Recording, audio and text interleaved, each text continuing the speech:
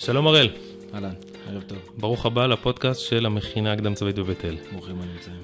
אז בוא לפני שאנחנו מתחילים, כמה מילים על עצמך, מי אתה, מה אתה? אז קוראים לי הראל סעדיה, אני בוגר של המכינה, מחזור ו'. התחלתי ללמוד פה בתשס"ח. הייתי פה 2 התגייסתי לסיירת גבעתי, 3 שנים, וחזרתי לעבוד במכינה. אני גר בבית אל, יש לי 5 ילדים, נשוי לכוכב, יש לי תחנות כלים שלובים פה ביישוב, ואני מתעסק מערכות אבטחה משולבות, מצלמות, כל מיני מקמים, זה ככה. אוקיי, ועד פה הכל סבבה, חיים רגועים וטובים. כן, לגמרי, מה שנקרא במסלול. אוקיי, ואנחנו ישר נקפוץ ל-7 באוקטובר, שזה התירוץ לשיחה שלנו. כן. איפה אתה ב-7 באוקטובר? אז אני ב-7 באוקטובר בבית כנסת התימני פה ביישוב. פעם ראשונה שאני ככה זוכה להצליח לאכול, לרצות לפחות, לאכול איתם את הסעודה של אחרי הזה. זה היה כזה איזה מין רצון שלנו של לעשות סעודה כל הבית כנסת. אמרתי לעצמי, סוף סוף אני אזכה לאכול איתם. 8:04, סוף תפילת עמידה. אני מקבל התראה בטלפון של כיתת כוננות, אני מפקד כיתת כוננות של היישוב כבר כמה שנים. בעקבות האירועים וכו', להגיע לנקודת כינוס. אני טס לבית, לוקח את הדברים, יש לי אוטו תמיד ליד הבית כנסת, הולך לבית, מביא את הדברים, וסט, קסדה, נשק, מגיע לכיכר איפה שקבענו להיפגש. הקב"ט רואה אותי, אומר לי מה קורה, מסביר לי קצת, אני אומר לו, תשמע, שחרר אותי זה נבואת זעם מה שאתה אומר עכשיו, זה לא אמיתי. תופס אותי מהקסדה, אני ממש זוכר את זה, דוחף לי את הטלפון לפנים, ואומר לי, אתה מפקד כיתת כוננות, אתה צריך להיות פוקס, ולדעת מה קורה בארץ. זה בעצם הפעם הראשונה שאני נפגש עם המראות הוויזואליים, הגרפיים של 7 באוקטובר. אוקיי, אז באותו רגע מה כיתת כוננות עושה? אתה מבין מה קורה? אז אני מבין מה קורה בארץ, אני אומר לעצמי, באמת חתיכת אירוע, ואנחנו מבינים שיוש זה הגפרור הבא. ואנחנו מתחילים לחלק משימות ללקוחות בשטח, בצמדים, רכבים, ממש יום חול, כאילו ממש יום חול, שבת לגמרי כבר ככה אין תחושה של שבת, של כלום, אתה רואה את הפרצופים המבועלים של האנשים שעדיין יודעים בחצי מה קרה שנוסעים פה כל כך הרבה רכבים ביישוב. זהו, בשעה בערך, אני כבר מתחיל לראות בוואטסאפ של היחידה שלנו, של היחידת מילואים, שכאילו תגיעו, עוד אין צו, אבל תגיעו, כאילו, זה היה ברור לכולם.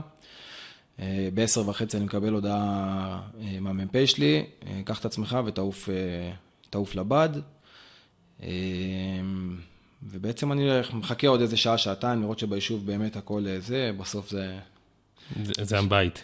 כן, בדיוק, זה הבית, יש פה משפחה, ילדים. באותם רגעים גם לי נראה שהכל בסדר ביישוב. לימים אני אגלה שאולי קצת היה צריך אפילו לחכות עוד טיפה, אבל שוב, בסוף היינו צריכים לנסוע ונסענו, זה הדבר שהיה נראה נכון באותו רגע. איפה אתה במילואים?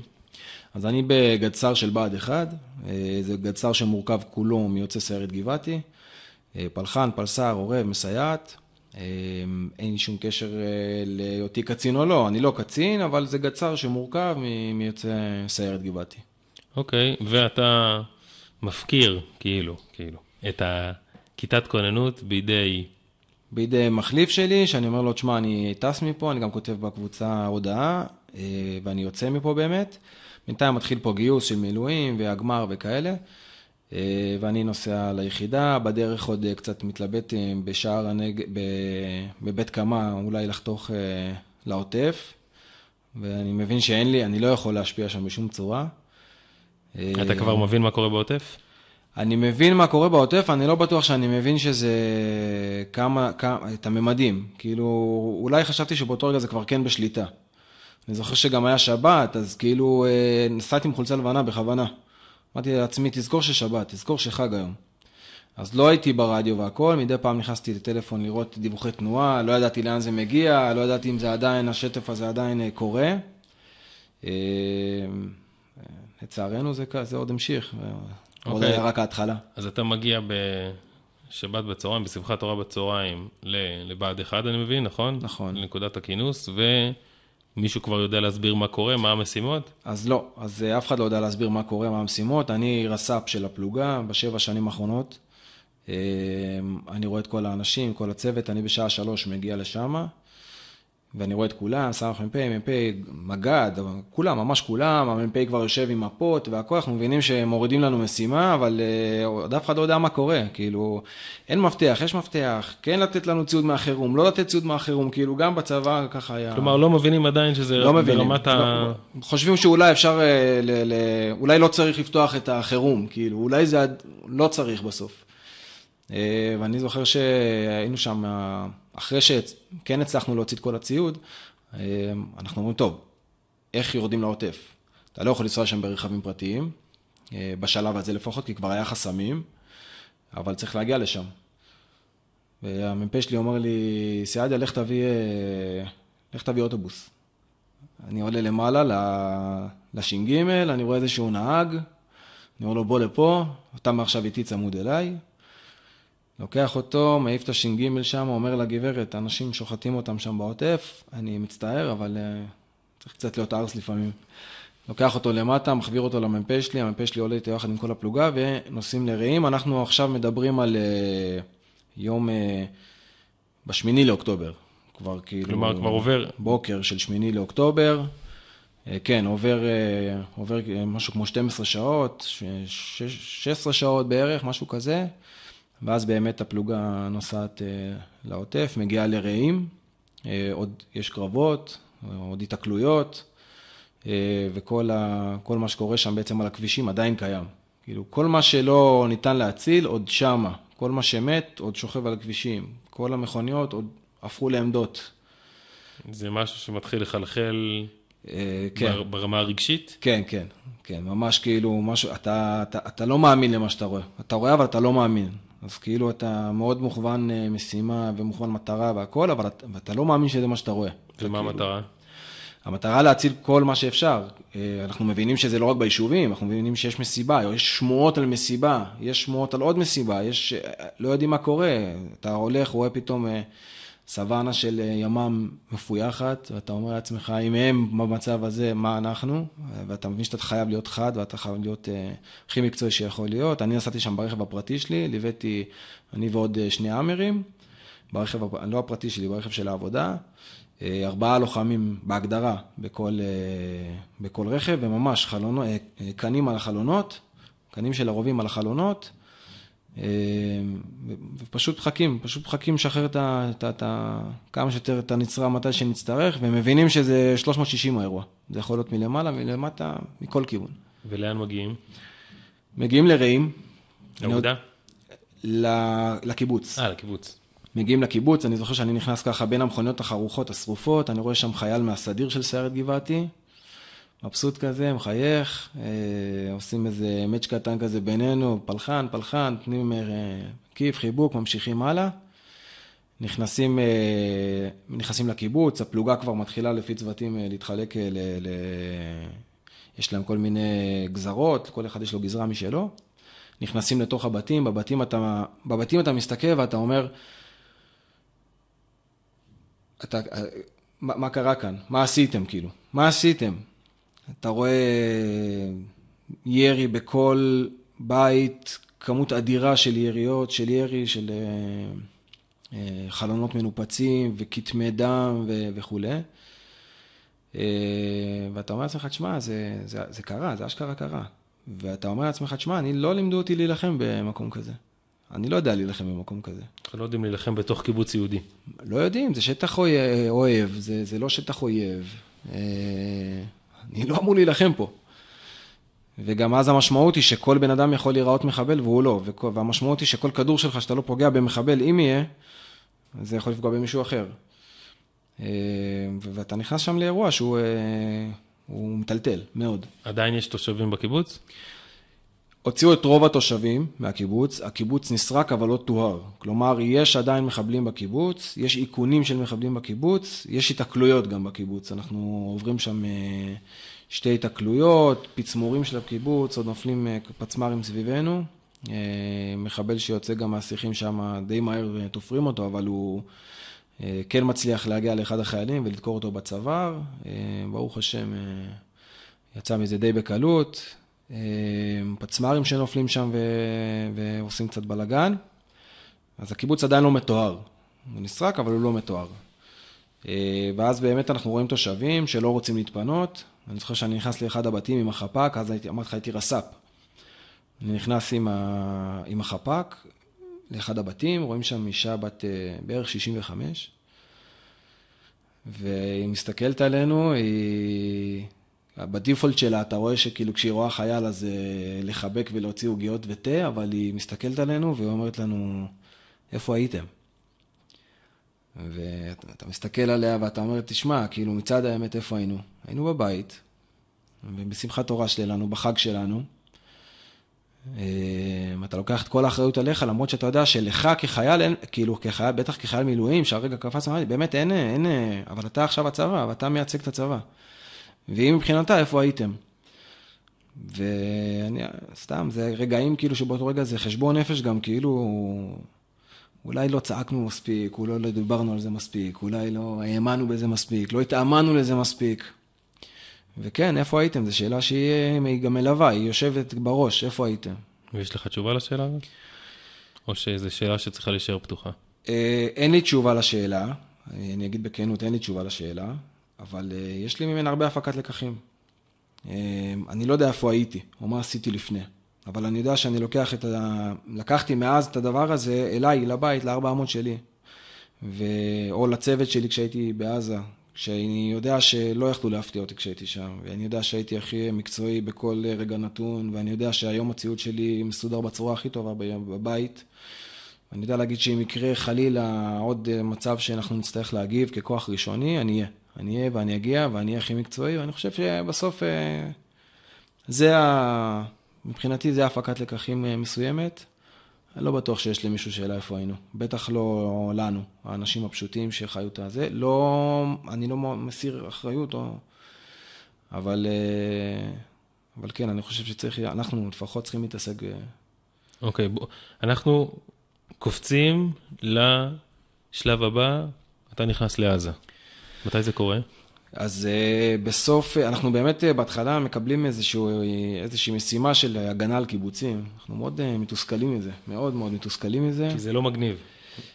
לא כי זה לא מגניב, כי זה רגע האמת, ולזה התכוננת, ואתה אומר, תשמע, טוב, הסדיר נכנסים בסדר, החטיבות מילואים הקדמיות נכנסות מצוין. מה קורה איתנו? באנו לשמור על קיבוץ? אפשר להביא כל כוח שהוא 0.3, שישמור על קיבוץ. כבר אין פה מחבלים, בשביל מה צריך אותם? אין מחבלים, נכון. החשש הוא רק מאיזשהו שטף חדש, שממילא, אולי באמת אז בימים של אז, אני אומר, באותו רגע לא יכל לקרות. אחרי השביעי באוקטובר, באמת הייתה תקופה שלא יכל לקרות שוב. לא בהכרח אומר שהיום זה לא יכול לקרות, אבל אז היה באמת תחושה שזה לא יכול לקרות. ואנחנו מקבלים את המשימה של תמרון, להיכנס לתמרון אחרי הרבה זמן, אחרי 1.5 חודשים, ושם יש לי איזה דיל כזה עם המפקד שלי מלפני 7 שנים, שאם יש תמרון, אם יש מלחמה מתישהו, אז אני עוזב אני לא רס"פ יותר ואני חובר לצוות. והוא עמד בהבטחה שלו וחזרתי לצוות, ואנחנו נכנסים לעזה, לתמרון, תמרון משמעותי בחיר בתחזיה, ממש יצאנו שם, נכנסנו למקומות שמהם ממש יצאו תתי אדם האלה, אני לא יודע איך לקרוא להם, ושם אתה רואה כאילו שזה... ושם? סוף סוף מגיעה הלחימה? שם מגיעה הלחימה, מגיעות התקלויות, מגיע כל הפירוטכניקה מסביב והפיצוצים, ואתה אומר שוואלה, תשמע, זה אמיתי. זה באמת אמיתי, ואתה יכול לקבל כדור, וחבר יכול לקבל כדור, ואתה פתאום מתחיל להיות הרבה יותר חד. ויש איזשהו חשש, יש איזשהו פחד, אין שאלה. זה לא, אנחנו לא ילדים, יש לי 4 ילדים, רוב הצוות שלי נשוי עם ילדים. אתם כבר לא צעירים. לא צעירים, אנחנו צוות הוותיק בפלוגה. אנחנו נכנסים, אנחנו ועוד צוות צעיר, עם החפ"ק כמובן, עם כל הגדוד והכל. לא ילדים, כמו שאתה אומר, הרבה יותר שקולים, הרבה יותר אחראים, אבל גם מבינים שמצד שני זה הרגע. אוקיי, ושם מה קורה? אז אנחנו מסיימים בעצם את התמרון הזה, ברוך השם, בצורה טובה, למעט חבר מהצוות הצעיר, הראל טנג'י, שהוא נפצע, נפצע בצורה אנושה, מוגדר היום נס רפואי, ברוך השם, חוץ ממנו, בלי פצועים, מסיימים את התמרון, יוצאים לבית, וגולת הכותרת שמגיעה אחרי הדבר הזה, זה בעצם משימות החבלה שאנחנו מקבלים כשאנחנו יוצאים. אחרי שאנחנו חוזרים מההתרעננות בבית, אנחנו מתחילים לקבל משימות חבלה. ואומרים לנו במילים פשוטות, אתם צריכים לשטח את כל הפרימטר. כל בית שעומד, להפוך לאבק. איך זה קשור איכשהו למקצוע שלכם? אנחנו פלחן, כן. אוקיי. אז אנחנו, בתוך הסיירת יש 3 פלוגות, כל פלוגה יש לה משהו משלה, שמתמחה בו, אצלנו זה החבלה, ואנחנו ככה לומדים כל פעם את המשימה, זה לא משימה שהיא רצף, היא לא ארוכה, זה יום אחד, אתה נכנס, אתה מקבל את המשימה, אתה מוריד יש לך כל מיני אישורי תוכניות שאתה צריך לעשות והכל, אתה נכנס, שם את המוקשים, נותן את המכה ויוצא. אני חושב שזו התקופה הכי טובה שהייתה לי בחיים. כי מה? כי יש לך, סוף סוף אתה נוגע בייעוד שלך, סוף סוף אתה עושה משהו משמעותי. גם בתמרון לפעמים אני יכול להגיד לך שלא תמיד, כאילו אתה מרגיש מאוד משמעותי, אבל יש רגעים כאלה שהם קצת יותר רגע, אתה יודע, בהגנה, כן, אבל שם אתה כאילו ממש כל פיפס שאתה עושה, כל חישוב שאתה עושה, איפה לשים את המוקש, איפה אתה יודע שיהיה לו משמעות. ואנחנו נכנסים ומפוצצים ויוצאים, ונכנסים ומפוצצים ויוצאים ככה כמה פעמים, ובאמת מאות בתים אנחנו משטחים שם. בצד השני כבר אני שומע, אנחנו רואים בטלגרם שיש איזו מגמה כזאת של פיצוץ בתים במרחב החיץ, ואנחנו רואים את הסרטונים שאנחנו מצלמים, עולים אצלהם, בערוצים שלהם, ואנחנו אומרים, וואלה, יש פה משהו רציני, אנחנו כאילו, באמת, אתה מרגיש ש... זה נוגע אליהם, זה עושה משהו. מאוד, מאוד, מאוד, מאוד. ידוע שהאדמות שם זה דבר מאוד מאוד רגיש אצלם. ואז אנחנו בעצם מקבלים עוד משימה, לכאורה רגילה, 35 בתים בשכונה שנקראת אל-מואזי, 600 מטר מהגדר, נשמע משהו פשוט. באמת לומדים את המשימה כמו שצריך, לוקחים איתנו טונות של מוקשים, טונות של חומר נפץ, לומדים את המשימה, נכנסים, הכל ברצינות כמו שצריך, יום לפני זה ממש עוברים על הכל, שואלים את השאלות הנכונות, מחלקים את התפקידים כמו שצריך הכל, ונכנסים לבצע את המשימה הזאת כמו כל המשימות. כאן זה גם המקום להגיד שאני יכול להגיד בכנות, שבכל רגע נתון עשינו את זה בצורה הכי מקצועית שיכולה להיות. כאילו אין לנו שום, אנחנו מאוד שמחים על זה גם, כאילו שהיה מאוד, לא הייתה שחיקה. וגם אם הייתה שחיקה, ידענו לתת לעצמנו סתירה ולהתאפס ולהמשיך הלאה. ואנחנו נכנסים למשימה הזאת, בסביבות 12 בצהריים, אנחנו נכנסים, מתחילים למקש את הבתים. שעה וחצי ראשונה אנחנו בקצב אסטרונומי. פשוט קצב אסטרונומי, אני מדבר איתך על 30 ומשהו בתים, צוות וחצי. היה איתנו עוד צוות צעיר, הצוות שהיה איתנו בתמרון. היה ככה קשר טוב בין הצוותים, אז יצאנו למשימה הזאת ביחד. ואנחנו עושים שעה וחצי ראשונות מדהימות. ממש קצב לא רגיל. וכמה דקות אחרי 4 אנחנו בעצם נמצאים במצב שאנחנו, נשאר לנו איזה 2 או 3 בתים למקש. המפקד שלי בא אליי, אומר לי, סעדיה, קח את הצמד, לא, הוא מגיע, אומר, המפקד שניגש אליי, אומר לי, בבית הבא צריך לחזק בעוד מוקש, מי שסיים שיצא לשים שם עוד מוקש. תסתכל ימינה שמאלה, אני רואה שאני פנוי, אומר לצמד ברזל שלי בוא.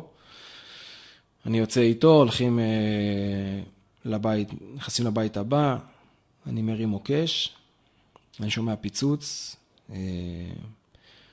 מטלטל, פיצוץ חריג מאוד. ושמעתי פיצוצים, שמעתי קרב, שמעתי חיל האוויר, שמעתי המון דברים שהיו מאוד מאוד קרובים אלינו, פיצוץ לא רגיל. אני ככה מוציא את הראש מהזה, לא מבין מה קורה, מוציא את הראש מהבית, ואני רואה אני רואה ענן עצום של עשן ואבק, ואני מתחיל לרוץ לכיוון הבית, יחד עם הצמד ברזל שלי. איזה בית? הבית שיצאתי ממנו, 2 דקות לפני, קיבל ספג פגיעת RPG של מחבל שיצא ממנהרה. הבית הזה והבית שלידו היו משורשרים כבר, עם החומרי נפץ. בסך הכל יש בתוך הבית הזה 20 לוחמים, 19 מהם נהרגים במקום, אחד פצוע אנוש, מצאנו אותו בהמשך, פצוע אנוש, גם כן נס רפואי, ועוד 2 לוחמי שריון נהרגים גם כן מפגיעה של RPG, מיד אחרי שהבית קורס, נורה עוד טיל RPG לעבר טנק, 2 לוחמי שריון נהרגים גם כן במקום, השניים האחרים ניצלים. אני עכשיו מספר את זה ככה, אבל באותו רגע אני לא מבין את זה. אני לא מבין שקרס הבית. אני מבחינתי יש התקלות, ואני רץ לשם, אבל אני לא רואה כלום בגלל האבק, אז אני פשוט רץ עם הנשק קדימה. מוכן מה שנקרא להתקלות.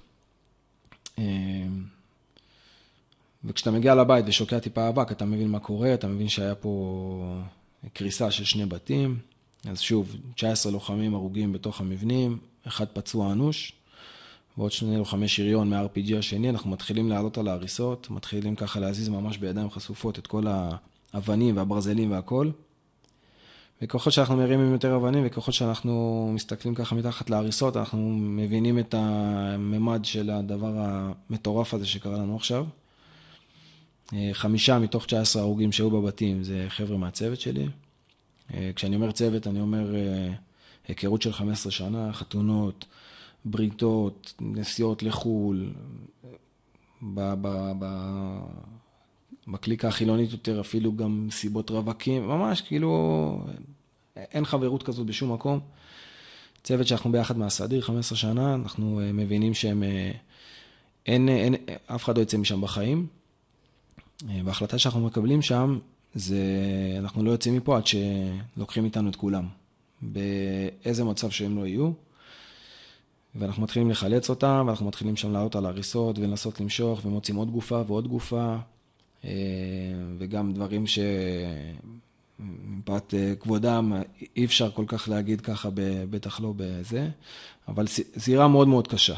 אם מוקש עושה מה שהוא עושה לבית, אז אפשר להבין מה זה עושה לגוף של בן אדם.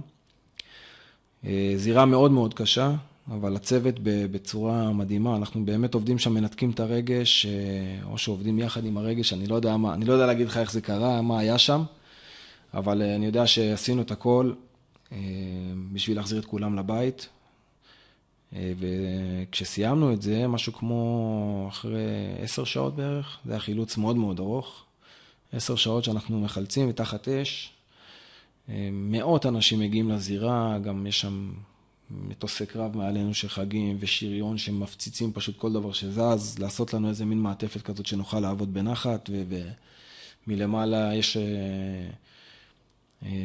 תאורות, פצצות תאורה. זירה מאוד מאוד קשה, מאוד מאוד מורכבת, שמשלבת בה המון רגש. ואיפה הנפש? אז שמה אני יכול להעיד על עצמי לפחות, שהבנתי את האירוע, הבנתי מה אנחנו צריכים לעשות, וכאילו ניסיתי מאוד לנתק את הרגש, אבל יש דברים שאתה רואה אותם ואתה לא יכול. אז יש לי שם איזו סיטואציה שהייתי שם, ואני על הברכיים, ואני צריך לטפל במשהו שאני רואה, וזה משהו שאני לא חושב אני לא חושב שיש סרט שיכול לעשות כזאת גרפיקה. אני לא חושב, לא נראה לי. ואתה רואה את הדברים ואתה אומר, תשמע, אני חייב עזרה לעשות את הדבר הזה. אני חייב לעשות אותו ואני אעשה אותו, אבל אני חייב עזרה. אני מרים את הראש לשמיים, ואני פשוט אומר לקדוש ברוך הוא, תשמע, תעזור לי. תעזור לי. עכשיו, אני מדבר איתך סיטואציה של חצי שנייה, ממש חצי שנייה. מרים את הראש, מבקש ממש עזרה. מבקש עזרה מהקדוש ברוך הוא. אני כלום, אני קטן, אני לא יודע גם מה זה ישאיר בי אחר כך. בטח לא באותם רגעים. ואני מרגיש ככה דחיפה כזאת של אמונה, של דחיפה ככה, ממש דחיפה מלמעלה, עושה מה שצריך לעשות, מרכזים את כל מה שצריך לרכז במקום זה, מלווים את הגופות לנקודה של החילוץ, ולאט לאט ככל שעובר הזמן, אז בעצם מגיעים כל מיני כוחות עם מכשירים מיוחדים שמרימים קירות ופלטות וזה, אז הצוות טיפה נדחק לצד. כל פעם שמוצאים גופה, הצוות מגיע, לוקח אותה. אבל זה אחרי כמה שעות שראינו כבר דברים ושם מתחיל לרדת טיפה הסימון. שם אתה מתחיל להבין. ופה יש את מחלחל את ההבנה של מה הלך פה? כן, כן. היום אני יודע להגיד לך שאומנם חלחלה ההבנה מה קורה שם, אבל היום אני יודע להגיד לך שבמבט אחורה לא הבנו כלום. אני תמיד אומר שהבנו את התוצאות, לא את ההשלכות. אתה מבין את התוצאה, 5 הרוגים, או 19 או 21, תלוי איך מסתכלים על איזה מסגרת. צריך כאן גם לציין שהיה שם עוד 14 הרוגים מפלוגה שהבטחה אותנו. גם כאן באמת צריך להזכיר אותם, גיבורים גם כן עבדו שם בצורה מדהימה, הפלוגה שלהם. מה זאת אומרת, בזמן החילוץ? כן, היינו הרי שתי כוח שמורכב משתי פלוגות. בפלוגה אחת נפגעו ממנה 14 לוחמים, ומהפלוגה שלנו נפגעו 5 לוחמים. באותו בית? 2 משריון, כן. שני בתים משורשרים. אז גם שם, יש שם את החבר'ה שנהרגו מהפלוגה הזאת. אז אני אומר, אתה מבין את התוצאות, אבל אתה לא מבין את ההשלכות. ההשלכות הן, היום אני יכול להגיד לך השלכות בהסתכלות של 2 אחורה. אבל כנראה שגם בעוד 5 שנים, אני אגיד לך בהסתכלות של 7 שנים אחורה וכן הלאה. וזהו, ועם הדבר הזה אתה חוזר אחרי 10 שעות למוצב, עולים על האמר עם חזרה, חוזרים למוצב, אין דיבורים, כל אחד מכונס מאוד בתוך עצמו. הרבה חבר'ה מהפלוגה מגיעים, מקפיצים את כולם מהבית לפלוגה, חבר'ה שיצאו, יש חבר'ה שיצאו לבית ביום הזה, הקפיצו את כולם, הקפיצו גם את הצוות הלא פעיל במילואים, יש לנו חבר'ה שהם לא עושים מילואים, מסיבותם שלהם, ומסתכלים, ואתה רואה את השמחה שלהם בעיניים על כל אחד שיורד, כי וואלה, הנה, סעדיה ירד, אז סעדיה לא מת. ואחיה ירד, אז אחיה לא מת. ואיתמר כהן ירד, אז גם הוא לא מת. אבל אז יורד להם הסימון. שמי שלא ירד. ומה עם רפה? ולמה לעזר לא יורד? ואיפה ברק? ומה קרה לאיתמר טל? ולמה ביסמוט?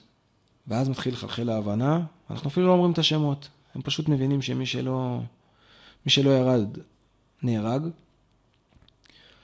זוכר שהצמד ברזל שלי בא אליי יום אחרי, הוא אומר לי, תגיד סעדה, אתה קולט שיצאנו משם 2 דקות לפני?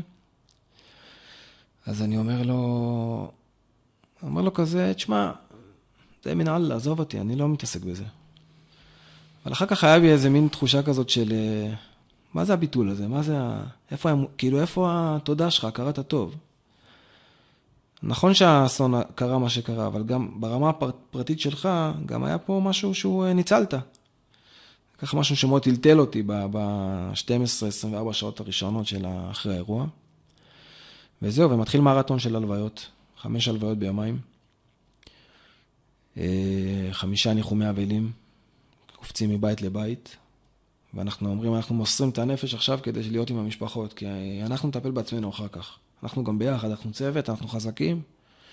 5 מתוך צוות, כמה זה? שליש. שליש מהצוות. שליש צוות. צוותים בדרך כלל בגצרים ובסיירות, זה צוותים קטנים, בטח בגיל שלנו, שאין הרבה לוחמים כבר. אז 15, הלכנו 15, חזרנו 10. זה קטסטרופה. זה חתיכת מכה. רגע, מי זה ששלח אתכם לבית השני? זה המפקד? המפקד שלי, כן. המפקד שלי, נתי, הוא בא אליי, הוא אומר לי... והוא, מה איתו? הוא שרד, כאילו הוא לא היה בבית. הוא בעצמו היה, כן, הוא היה בית אחד ליד. כשאני אומר ליד, אני מדבר על סביבה בין 50 ל-70 מטר, כאילו זה האירוע. מאוד מאוד קרוב. אחד הדברים שהפילו לי את הסימון שקורה משהו חריג, זה היה שאני מסתכל שמאלה אחרי הפיצוץ, ואני רואה מלא אבנים, עפות ליד מפתן הדלת של הבית שאני נמצא בו. ואני אומר, לא טוב. לא טוב. קרה משהו נוראי. ככה אני זוכר את עצמי, אומר לעצמי שקרה משהו לא הגיוני. צהל לא מפציץ כל כך קרוב אלינו, זה התקלות. בהתקלות אתה אומר, טוב, לוחם, 2. נורא, והיום, אבל בממדים... אז אתם מסתובבים בהלוויות, ומה יש לך להגיד למשפחות? לא הרבה. יש המון דיבורים על כמה הם היו ומי הם היו בשביל הצוות. האמת, הם היו הלב הפועם של הצוות. כל החמישה האלה היו... אמרת הצוות, אמרת אותם. ואחר כך כולם. כאילו, ככה יצא, כמו שאומרים. באמת, אין כל כך מה להגיד. עם הזמן, אז קצת נשבר, אתה יודע, איזשהו מחסום מסוים, פתאום אתה פחות מתבייש, פתאום אתה פחות, אתה רוצה אולי יותר לעזור, אתה נרקם איזשהו קשר בין המשפחות, אז באמת בשבוע הראשון, בשבעה, קשה מאוד, אתה קם כל בוקר בשעה 6, אם ישנת בלילה, ונוסעים למשפחות, וממשפחה למשפחה, והזמן היחיד שיש לך רגע לשים את הראש זה באוטובוס בין השבעות, או בין הלוויות, וגם שם אז אתה צריך לכתוב איזשהו הספד, או לתפור רגע איזה משהו, ועוד לא דיברנו על הבית, יש אנשים שלא דיברנו עדיין עם הבית, אנחנו לא מסוגלים לספר להם בכלל מה קרה. אז כאילו, אתה מנסה לתפוס את הכל מהכל, אתה לא מצליח, ואתה לא אוכל כמו שצריך, כולנו ירדנו במשקל בשבוע הזה בצורה, ראינו את זה, פשוט כולם ירדו במשקל, לא ישנו טוב, לא אכלנו טוב, מן הסתם. ולאט לאט נוצר קשר עם המשפחות, אנחנו בקשר טוב עם כל המשפחות היום. ממש משפחה אחת, באמת משפחה אחת גדולה, לא כסתם אמירה. אותו שנתיים. לפעמים יש מחשבה מה היה קורה אם מישהו אחר היה מתפנה רגע לפניך? כל הזמן, כן. אתה שואל למה הקדוש ברוך הוא השאיר אותך כאן? כאילו, זה בשנייה יכול להיות, יש הרי בצוות, מי שלא מכיר, אז יש בצוות מבנה של, גם במחלקה, מבנה של כיתות. הצוות הוא צוות, המחלקה היא מחלקה, אבל בסוף לצורך המבצעי יש כיתות, כיתה א', כיתה ב', כיתה ג', בסיירות שוב, הצוותים יותר קטנים, אז בדרך כלל כיתה א' וב'. ואני הייתי בכיתה ב' באותו רגע, הכיתה שעשתה סטריפ מסוים. וכל מי שנהרג הוא מכיתה ב'. חוץ ממני ומהצמד ברזל. אז כן, יש הרבה שאלות. אם לא אני הייתי אומר שאני פנוי, או אם לא הייתי מסיים את מה שעשיתי דקה לפני, אז לא הייתי פנוי. וזה אני חוזר רגע לנקודה של מקודם, שברמה הלאומית וברמה צוותית קרה משהו אסון גדול מאוד. אבל לי ברמה האישית, אני צריך להגיד תודה, אני צריך להגיד הגומל, מה אני צריך לעשות? כאילו, יש פה איזה משהו שהוא לא ברור בהתחלה. ככל שעבר הזמן נראה לי שהשלמתי עם העובדה שלי ברמה האישית קרה משהו, נס גדול. ועל זה אני צריך להגיד את התודה ואת ההודיה. אני יכול גם להגיד שנמנע נס יותר גדול, כי אם היינו מספיקים לחבר עוד בית, או עוד נמנע אסון יותר גדול.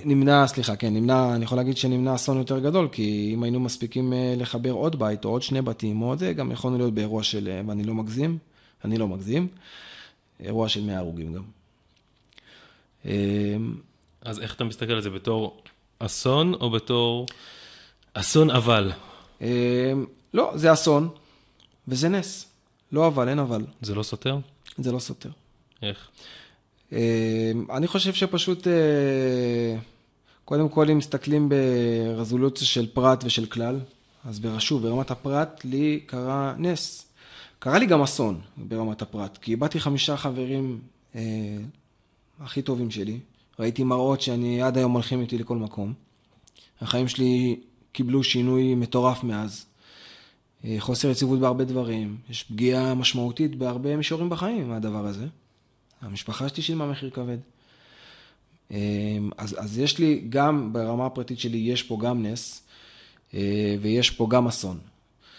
וברמה הכללית, אותו דבר. יש פה גם נס שזה לא היה יותר חמור, וגם אסון, כי 21 לוחמים שנהרגים זה 21 משפחות, 21 אבות, 21 אמהות. שם, אם אני זוכר נכון, 15 או 18 יתומים מהאירוע הזה. אנשים שמצולקים לכל החיים. אז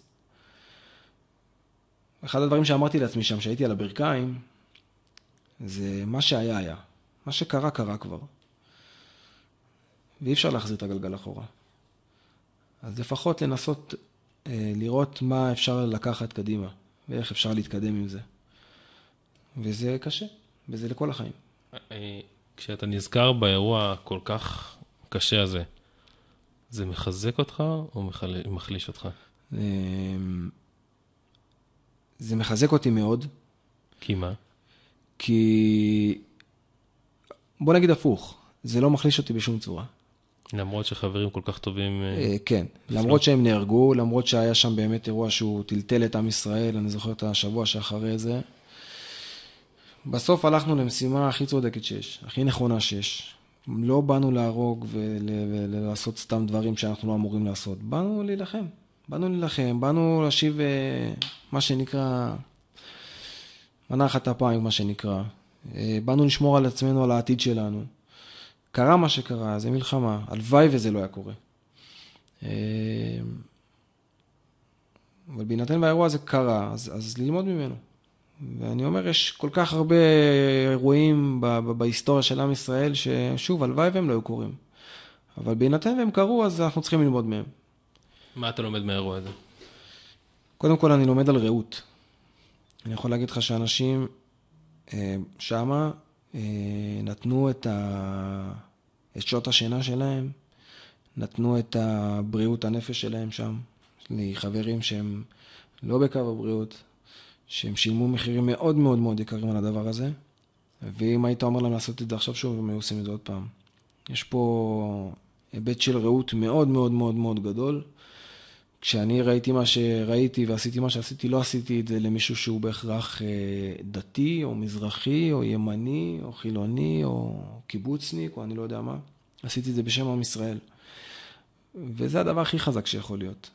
עשינו את זה בשם עם ישראל, כי אנחנו עם ישראל. ואני מסתכל על כל האירועים שהיו לכל הדורות אחורה, וזה משהו שהולך איתי מאוד מאוד מאוד, כמעט כל יום. מה זה כמעט כל יום? אני חושב שזה אחד הדברים שהכי מחזיקים אותי. אתה ואני כנראה לא יודעים את השמות של האנשים של פרעות כאלה ואחרות שקרו, או של השואה, מה לעשות? אנחנו לא זוכרים את כל אנחנו גם לא זוכרים את כל אלה שנפלו ב7 לאוקטובר. לא זוכרים. וגם במלחמה אנחנו לא זוכרים. ובטח לא של אירועים שקרו לפני 15 ו-20 ו-30 שנה. מה שאני כן יודע זה שהעם ישראל יושב על האנשים האלה, לאורך כל הדורות. עם ישראל יושב פה, אנחנו לא יודעים את השמות של הלוחמים של בר כוכבא, אנחנו לא יודעים את המאורעות תרפ"ד, ואנחנו לא יודעים יש פה אבל היסטוריה של עם שלם שעליו אנחנו יושבים, ואנחנו לא בהכרח זוכרים את האנשים ברמת כל אחד עם השם שלו. אני מדבר יותר באמת על הדורות אחורה, הדורות הרחוקים אחורה, אבל אני יודע שאנחנו שם בזכותם. ואני יודע שהחברים שלי שנפלו, וכל החיילים שנפלו במלחמה הזאת, וכל מי שהקריב משהו במלחמה הזאת, אז עם ישראל מעתה ואילך יושב גם עליהם. אני מאמין בזה באמונה שלמה, אי אפשר לערער לי את זה בשום צורה. ואני חושב שאנחנו צריכים לקחת את זה ולהתחזק מזה. אם הייתה לך אפשרות, במבט אחורה, לא להיות באירוע הזה, לצאת הביתה, היית מעדיף לצאת הביתה? חד משמעית לא. למה? מכוח האמונה. אם הייתי שם, כנראה שהייתי צריך להיות שם. ואז מכוח זה אני לא מתעסק בזה. שם הייתי, שם הקדוש ברוך הוא שם אותי, שם היה לי תפקיד מסוים. אני יכול להגיד לך קדימה מה אני רוצה. אני יכול להגיד לך על משהו שהיה, אם הייתי רוצה להיות שם או לא, כן, הייתי רוצה להיות שם. כי הקדוש ברוך הוא שם אותי שם, ושם הייתי צריך להיות. אז כן, הייתי רוצה להיות שם. מה אתה לוקח איתך משם? איפה זה מלווה אותך ביום יום? תראה, מעבר לנושא של העצבות, שיש המון עצבות והמון חוסר של האנשים, והצוות מנסה ככה, אתה יודע, על העדים האחרונים עוד לתפקד, ולא פשוט בכלל, כל הצוות עדיין מתפקד כצוות לוחם, למעט חבר אחד שאני בטוח שהוא יחזור אלינו גם. נחישות, התמדה, אמונה, רעות, יש כל כך הרבה דברים שאפשר לקחת מהדבר הזה, וגם מהתהליך שזה הביא איתו. אירוע כזה מחזק את האמונה או מחליש, או מאתגר את האמונה? אני חושב שרוב האנשים שדיברתי איתם אמרו שחיזק להם את האמונה. למה? אני לא יודע. אני לא בטוח דווקא האירוע הזה ספציפית כאירוע נקודתי שקרה לבן אדם, אבל אני חושב שכל האירוע הזה של 7 באוקטובר, הרבה אנשים הבינו אולי שהם קטנים מאוד מצד עצמם, אבל מצד הקדוש ברוך הוא הם גדולים מאוד. כאילו, יש פה משהו שמניע את העסק, מניע את הגלגל. ואני חושב שזה שילוב גם שהוא בריא. לדעת שאתה בעצמך, אתה קטן, אתה לא בן אדם גדול. אבל מצד הקדוש ברוך הוא יש לך כוחות מדהימים, ואתה יכול לעשות דברים לא כקלישאה, כמציאות. יש לנו לפעמים איזה מחשבות שאנחנו צריכים לשנות את העולם, וצריכים להקים, לא יודע מה, רוצים לעשות מעשים טובים, ולפתוח גמחים, אומר, לא, תתחיל בדברים הקטנים. ובן אדם מרגיש שהוא עושה דבר כזה, שהוא, שוב, הוא קטן מצד עצמו, בהיבט החיובי אני אומר קטן, אבל גדול מצד הקדוש ברוך הוא, ואז, אתה יודע, כל הדבר הזה מקבל איזשהו נפח מאוד מאוד, שיש מתחתיו משהו חזק, יש מתחתיו איזשהו בסיס מאוד מאוד חזק של משהו שמייחד אותך. גם למסגרת מסוימת, אם מסתכלים עכשיו על הנושא של עם ישראל, נראה לי שקשה מאוד להיות מחובר לעם ישראל, בלי להיות עם איזושהי אמונה בקדוש ברוך הוא, שיש פה משהו שמאחד את כולנו, וזה לא סתם. טוב, זו אולי שאלה שהיא כבר קורית, אולי זו לא שאלה תיאורטית, אבל מחר קוראים לך עוד פעם למילואים, יש לך ספק לפני שאתה הולך? אז זו שאלה מצחיקה. לא חלילה, כי היינו ב3 סבבים מאז. כאילו כלום. לא, ממש לא כאילו כלום. היה קשה מאוד. קשה, המון חששות, המון מחשבות, אבל אין שאלה של אם באים. באים. איך יהיה? נתונים לחסדיו של הקדוש ברוך הוא, אבל באים. אז קודם כל אחרי האירוע, חזרנו לעשות עוד משימות כאלה. מיד, בטווח זמן של אחרי שבוע. חזרנו לעשות עוד משימות כאלה, והשתחררנו רק אחרי חודשיים. כלומר, זה היה באמצע הסבב הראשון של המלחמה. וזה לא השפיע על המשך העבודה? על העבודה המקצועית זה לא השפיע. זה השפיע מאוד ברמה הנפשית, ברמת הייתה איזה תשישות, שמה. זה אירוע, חתיכת אירוע. אנחנו קוראים לו האירוע גם, אגב. אנחנו קוראים לזה האירוע. באירוע היה ככה וככה, באירוע היה ככה וככה. אחרי הסבב שנגמר הזה, אז היה לנו עוד סבב בשכם. אחרי הסבב בשכם היה סבב בעזה של 3 חודשים שנגמר ממש לפני חודש. וכן, אנשים מגיעים, אנשים באים. יש לנו עוד כנראה סבב, אם לא יהיו הפתעות בינואר הקרוב. קצת אחרי חנוכה. אין את התחושה הזאת של מה שקרה לא יכול לקרוא עכשיו לי? זה לא משהו רחוק. נכון, יש את התחושה הזאת. יש את התחושה הזאת. ומה עונים עליה? איך מתמודדים איתה? קודם כל, הביחד של הצוות זה דבר עצום. אנחנו שם אחד בשביל השני מאוד. אבל אם רגע נלך כל אחד בתוכו, אני חושב שהמשימה לא השתנתה.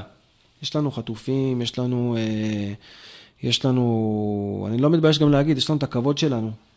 אנחנו רוצים כבוד. מהאנשים סביבנו אנחנו רוצים כבוד. בינינו אנחנו נסתדר. אני רוצה להאמין. אבל מסביבנו אנחנו רוצים וצריכים כבוד. חד משמעית, כאילו, אנחנו יהודים, אנחנו צריכים כבוד. אז להחזיר את הכבוד.